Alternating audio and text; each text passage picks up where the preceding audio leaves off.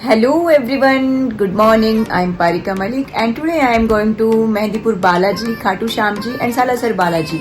और वहाँ जाके मैं व्लॉग्स बनाने वाली हूँ और वहाँ जाके मैं क्या क्या करने वाली हूँ, कितनी भीड़ रहेगी, कैसा वेदर है वहाँ का और मैं कहाँ रुकने वाली हूँ, वो सब मैं आपसे डिस्कस करूँगी अपने ब्लॉग में। तो बने रहिएगा मेरे ब्लॉग में। हे गाइस, कैसे हो आप लोग? Welcome and welcome back to my channel.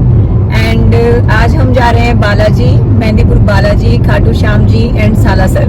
और ये है मेरा फ्रेंड मोहित जो आपको अभी नमस्ते कर रहा है। बालाजी, हाँ जय बालाजी। और ये हम चल रहे हैं अभी मुंबई एक्सप्रेस हाईवे पे और आई थिंक यहाँ से हमें 2 आवर्स समथिंग टाइम लगेगा।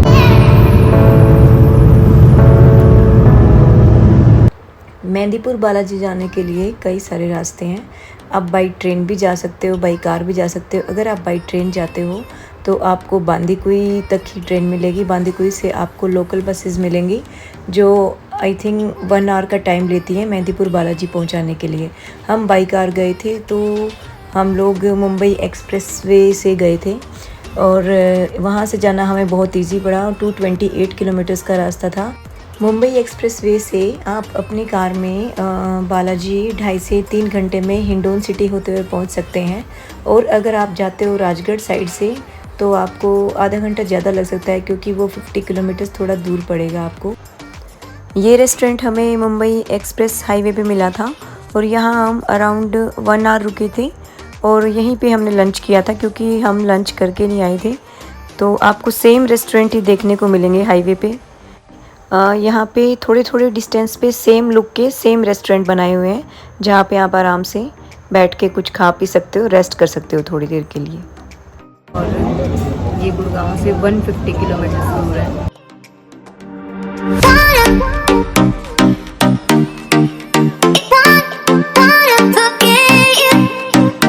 अराउंड 7 PM हम बालाजी पहुंच गए थे। फिर हमने होटल लिया। मेहंदीपुर बालाजी में आपको कम बजट में बहुत सारे धर्मशाला और होटल मिल जाएंगे जो आपको 300 रुपये से लेकर और 1000 की रेंज में मिल जाएंगे। लेकिन हम हमेशा ये सहारिया गार्डन नाम की एक होटल में रहते हैं जो कि उदयपुरा रोड पे है। बस ये साफ़ सुथरा और नीट एंड क्लीन मिलता है हमें, इसलिए हम इसको प्रेफर करते हैं हमेशा जाते हैं तो। और यहाँ पे पार्किंग भी मिल जाती है हमें गाड़ी की और रूम भी साफ़ रहते हैं। और ये एक्चुअली मंदिर से थोड़ा दूर है तो साफ़ सुथरा रहता है। बाकी अदर प्लेसेस पे अगर हम रूम लेते हैं मंदिर वाली ही लाइन में तो रूम थोड़ा सा डर्टी रहता है क्योंकि वो चढ़ते रहते हैं, खाली होते रहते हैं। वो इसलिए क्योंकि लोगों की बहुत भीड़ आती है मंदिर में दर्शन करने के लिए तो उनको सफाई का प्रॉपर टाइम नहीं मिलता। और एक धर्मशाला में पार्किंग नहीं मिलती, हमें पार्किंग के लिए अलग चार्ज देना। पार्किंग धर्मशाला से बाहर कहीं पार्किंग प्लेस पे करवाते हो 100 रुपीज़ 24 आवर के लिए। बालाजी में सरकारी पार्किंग का रेट भी 100 रुपीज़ 24 आवर है, बट लेकिन गाड़ी आपकी बहुत दूर पार्क होती है तो वहाँ आपकी गाड़ी धर्मशाला से काफ़ी दूर खड़ी होती है तो इसीलिए मैं होटल को लेती हूँ इसको। इस होटल में AC और गीजर सभी चीज़ें आसानी से मिल जाती हैं और इसका रेंट भी रिजनेबल है। 24 आवर के लिए 1000 रुपीज़ ओनली। फिर हमने होटल लिया, वहाँ पे हाथ मुँह धोया और ये है बालाजी की मार्केट। यहाँ से हमने प्रसाद लिया। अब हम जा रहे हैं भगवान जी के दर्शन के लिए। ये है श्री बालाजी मंदिर के ठीक सामने श्री रामचंद्र जी भगवान का मंदिर। अब हम डिस्कस करते हैं भगवान बालाजी पे कौन सा प्रसाद चढ़ाया जाता है। सबसे पहले बालाजी आते ही हमें दरखास्त लगानी होती है। दरखास्त के लड्डू सिर्फ शाम 7 बजे तक ही चढ़ते हैं और उसमें 5 लड्डू होते हैं जो तीनों जगह भोग लगाया जाता है। बालाजी मंदिर में, प्रेतराज जी सरकार पे, बालाजी भगवान पर, भैरव जी बाबा पे, तीनों जगह भोग लगने के बाद उसमें से 2 लड्डू आपको खाने होते हैं और बाकी आप किसी को बांट सकते हो। और अगर आप लड्डू चढ़ाने का टाइम निकल चुका है, 7 बज चुके हैं, तो आप 10 रुपये चढ़ा के भी मंदिर के दान पात्र में डाल के अपनी हाजिरी लगा सकते हो। उसके बाद आप चोला भी चढ़ा सकते हो किसी खास मनोकामना को पूरा करने के लिए। चोले में नारियल और जनेऊ, ऑरेंज सिंदूर, चमेली का तेल इत्यादि सामान होता है जो भगवान बालाजी को प्रिय होता है, वो सामान होता है। और अगर आपकी कोई मनोकामना है, कोई इच्छा आपकी पूरी हुई है या आप पूरी करवाना चाहते हैं तो अर्जी का भोग लगता है। चोला 151 रुपये का आता है और अर्जी भी 151 की आती है। वो लड्डू होते हैं, वो भी तीनों जगह भोग लगता है। और फिर आप उसको चढ़ा के 2 लड्डू खा के बाकी गरीबों में बांट सकते हैं। और अगर आपकी कोई विशेष मनोकामना आपने जो मांगी थी वो पूरी हो गई है तो उसके लिए लोग स्वामनी लगाने के लिए बालाजी मंदिर में आते हैं। जो स्वामनी मंदिर के सामने बहुत सारी दुकान होती है वो लोग भी लगा देते हैं और मंदिर प्रशासन वाले लोग भी लगा देते हैं। जहाँ आपकी इच्छा हो वहाँ से आप स्वामनी लगवा सकते हो। आपकी दरख्वास्त और अर्जी के लड्डू सिर्फ आप बालाजी मंदिर के सामने जो गरीब लोग बैठते हैं जो सिर्फ मेहंदीपुर सिटी के ही हैं उन्हीं को दे सकते हो। वही लोग आपका प्रसाद लेंगे, बाकी कोई भी बाहर से आए हुए भक्तजन आपका प्रसाद नहीं लेंगे। बालाजी मंदिर के ठीक सामने राम दरबार है जहां आप ड्राई फ्रूट्स, मिश्री और मखाने का प्रसाद चढ़ा सकते हैं। बालाजी में एक और जगह भोग लगता है जहाँ पे जलेबी का भोग लगता है, वो है समाधि वाले बाबा पे। लेकिन आजकल वहाँ पे कंस्ट्रक्शन का काम चल रहा है तो वहाँ पे बाबा जी के दर्शन नहीं हो पाते हैं, तो भोग भी नहीं लग रहा है आजकल वहाँ पे। और अब आती है जाने की बारी। बालाजी भगवान के दरबार से जाते टाइम भी दरख्वास्त लगानी पड़ती है, जो कि 5 लड्डू वाली मैंने आते ही बताई थी। या फिर आप जल्दी निकल रहे हैं तो 10 रुपये चढ़ा के आपको जाना पड़ेगा दान पात्र में। और यहाँ के मंदिर की एक मान्यता है, यहाँ का प्रसाद आप अपने घर नहीं ले जा सकते।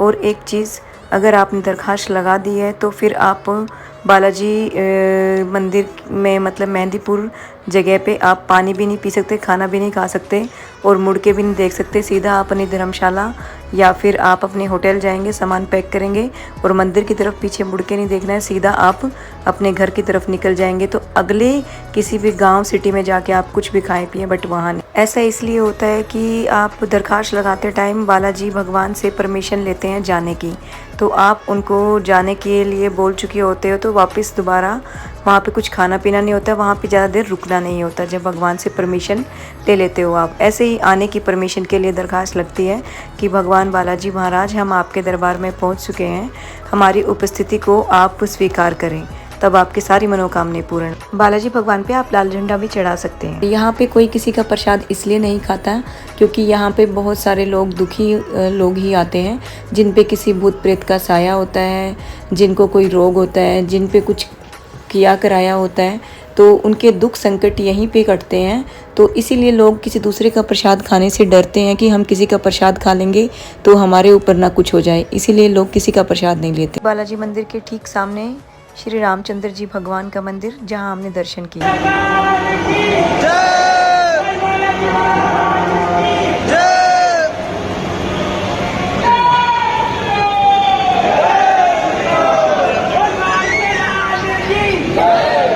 ये हम बालाजी के दर्शन के लिए लाइन में लगे हुए हैं।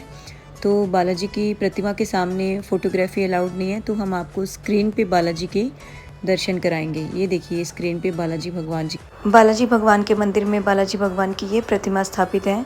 यहाँ आके लोगों के बड़े बड़े दुख संकट दूर हो जाते हैं और हर मनोकामना पूर्ण होती है। जय श्री बालाजी महाराज। बालाजी की एक खास बात और है, मंदिर वाली ही लाइन में आपको बहुत सारे ढाबे मिल जाएंगे जहाँ आपको खाने को अच्छा खाना मिल जाएगा, लेकिन यहाँ सभी ढाबों का सेम प्राइस मिलेगा आपको, क्योंकि यहाँ की कमेटी ने डिसाइड किया हुआ है किसी भी ढाबे का प्राइस चेंज नहीं मिलेगा, सभी ढाबों का सेम प्राइस रहेगा। रात के 9:30 बज चुके हैं। अब हम आए हैं एक रेस्टोरेंट में डिनर करने के लिए, और मेहंदीपुर बालाजी के हर रेस्टोरेंट में आपको बिना प्याज लहसुन के ही खाना मिलेगा। हाय गाइस, हम ऑटो का मजा ले रहे हैं बालाजी में। मैं भी मजा ले रही हूँ। और एंजॉय। गाइस गुड मॉर्निंग, आज है संडे और अभी है 6 AM। 6:15 पे बालाजी की आरती शुरू होगी, तो मैं आपको मिलती हूँ अभी आरती में। गाइस ये मिलिए मोहित से और आप इससे पूछिए इसको कैसा लगा हमारे साथ घूम के, बता भाई। हाय गाइस, जय बालाजी महाराज। हम आए मेहंदीपुर बालाजी घूमने के लिए और हमें बहुत मज़ा आ रहा है यहाँ पे।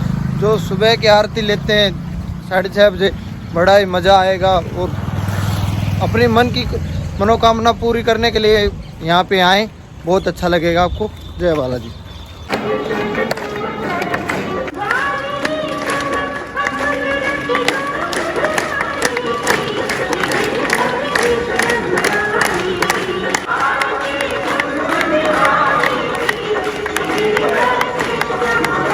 ये है बालाजी मंदिर की पुरानी तस्वीरें, जो कि अभी ये मंदिर को चेंज कर रहे हैं।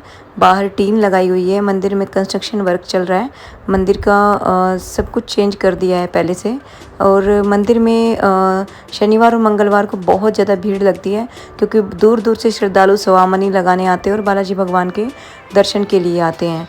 और बाकी यहाँ पे मंगलवार, शनिवार और रविवार 3 दिन जल भभूत का प्रसाद नहीं मिलता है, क्योंकि लोगों की बहुत भीड़ होती है, इन दिनों नहीं मिलता है। लेकिन अगर किसी इंसान को जल भभूत का प्रसाद मिल जाए और किसी रोगी को वो जल पीने को मिल जाए, किसी रोगी को वो जल पिला दिया जाए, तो उसका बड़े से बड़ा रोग उस भभूत और जल से ही नष्ट हो जाता है। ऐसी मान्यता है इस मंदिर की। आजकल यहाँ के रूल थोड़े चेंज कर दिए हैं। पहले सुबह और शाम की आरती के बाद छींटा लगता था। अगर उस छींटे की एक बूंद भी आपके ऊपर पड़ गई तो सोच लो आपको जीवन के सारे कष्टों से मुक्ति मिल। पहले वाले मेहनत जी छींटा देते थे, अब वो एक्सपायर हो चुके हैं। नई मेहनत जी आए हैं तो वो उनके अलग रूल हैं। अब छींटा देना बंद कर दिया गया, क्योंकि भीड़ बहुत ज़्यादा होती थी, इसीलिए अब आरती के बाद ही मंदिर खुलता है अब दर्शन के लिए। पहले तो आरती भी मंदिर में जाके, मंदिर में बैठ के सुन सकते थे हम लोग, लेकिन अब ऐसा नहीं है।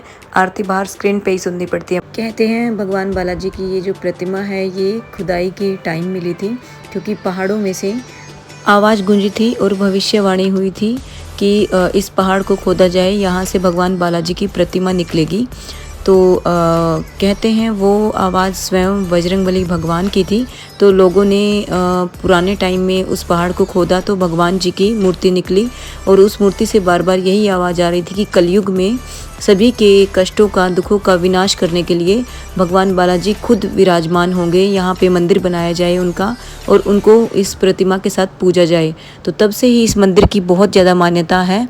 और कैसा भी दुख हो, किसी भी प्रकार का दुख हो, उनके सारे दुख इस मंदिर में आने से दूर हो जाते हैं। बस वो सच्चे मन से भगवान बजरंगबली पे विश्वास करें और यहाँ के सारे बताए हुए रूल्स को फॉलो करें, और सच्चे मन से बस भगवान की भक्ति में लीन रहे। जय श्री राम। पहले वाले मेहनत जी जो आरती के बाद भक्तजनों को छींटा देते थे, वो जल जो है भगवान जी की प्रतिमा के चरणों में से निकलता था, और उस जल का छींटा सभी भक्तजनों को दिया जाता था। कहते थे कि उस जल का एक भी बूंद, एक भी छींटा अगर किसी पे गिर जाए तो उसके सभी रोग नष्ट हो जाते थे, सभी कष्ट नष्ट हो जाते थे। लेकिन आजकल वो छींटा मिलना बंद हो गया है। कोरोना वायरस आने के बाद से पब्लिक की भीड़ एक जगह ज़्यादा जमा ना हो, इसीलिए वो जल का छींटा देना आजकल बंद कर दिया गया है। श्री बालाजी भगवान जी के मंदिर में 56 भोग का प्रसाद भी मिलता है, तो आप जब भी जाएं इस प्रसाद को ज़रूर लें। इसके लिए श्रद्धालुओं की बहुत लंबी लाइन लगती है। सुबह की आरती के बाद फिर से हम 2.5 घंटे से लाइन में लगे हुए हैं मंदिर में बालाजी के दर्शन के लिए, और मंदिर से बाहर बहुत दूर तक लाइन लगी हुई थी। और बालाजी की एक खास बात है, यहाँ कोई भी भक्तजन एक दूसरे का दिया हुआ प्रसाद नहीं खाता है, और ना ही यहाँ के प्रसाद को अपने घर लेके जाता है। श्री राम, जय श्री राम, जय श्री राम। अभी हम जा रहे हैं ब्रेकफास्ट करने, और मैं यहाँ से लोकल ऑटो में ट्रैवल कर रही हूँ, और कितना मज़ा आ रहा है, बहुत ज़्यादा। और मैडम को खाना है बढ़िया होटल का खाना, और बढ़िया होटल यहाँ मिल नहीं रहा है। बड़ी दिक्कतें आ रही है, ऑटो में घूम रहे हैं, होटल देख रहे हैं। तो देखते हैं, देखने के बाद करते हैं बात। यहाँ पे आपको बालाजी की मार्केट घूमने के लिए ऐसे ही ऑटो मिलते हैं, तो आपको उनमें ही ट्रैवल करना पड़ेगा। ऑटो में बैठ के एक अलग ही एंजॉय आ रहा है। लोकल ट्रैवलिंग की बात ही है। हाँ, बिल्कुल फ्रेश एयर है यहाँ पे, इतना अच्छा वेदर है। गाइस, अब हम आए हैं यहाँ पे ब्रेकफास्ट करने, और यहाँ का व्यू बहुत ही अच्छा है। बहुत अच्छा होटल है। इस होटल का नाम है रजवाड़ी, और यहाँ पे मैं कुछ रील्स बनाऊंगी और बाकी मैं आपको दिखाती हूँ। मैंने ऑर्डर किए आलू का पराठा और चाय, देखते हैं कैसा आता है।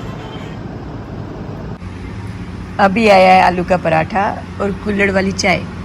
ये देखो, मोहित भी खा रहा है। बहुत टेस्टी है।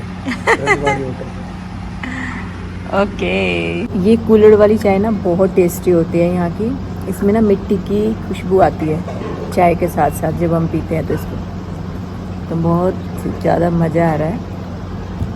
मैं पी के भी देखती हूँ। ऐसी चाय हम घर पे नहीं बना सकते, नया सा टेस्ट आ सकता। आप भी पी लीजिए। सो अभी हम मेहंदीपुर बालाजी से निकल चुके हैं और अब हम चल पड़े हैं खाटू श्याम जी के लिए। और बालाजी में बहुत ज़्यादा भीड़ थी, बहुत ज़्यादा श्रद्धालु भक्तगण आए हुए थे, लेकिन हमने लाइन में, बहुत भीड़ में लाइन में चल के भी दर्शन पूरे अच्छे तरीके से कर लिए। और अब मिलते हैं आपको खाटू श्याम जी। अगर कोई भी हरियाणा, दिल्ली से कहीं भी कोई सीएनजी कार लेके आता है मेहंदीपुर बालाजी, तो आपको सीएनजी यहाँ पे आसपास कहीं नहीं मिलेगी। आपको मिलेगी दौसा जयपुर हाईवे पे, दौसा से 10 किलोमीटर्स आगे। सिर्फ एक ही पंप हमें मिला है यहाँ पे, बाकी हम बहुत देर तक ट्राई करते रहे लेकिन हमें सीएनजी कहीं नहीं मिले। Thank you so much guys for watching my video. And आपको मेरा ब्लॉग अगर अच्छा लगा तो प्लीज़ लाइक एंड सब्सक्राइब जरूर करिएगा और बेल आइकन को भी जरूर प्रेस कर लीजिएगा, ताकि मैं नेक्स्ट ब्लॉग जब भी अपलोड करूं तो आपके पास नोटिफिकेशन आ जाए। Love you guys. Khatu Shyam ji and Salasar के लिए आपको देखना पड़ेगा मेरा नेक्स्ट ब्लॉग। Thank you.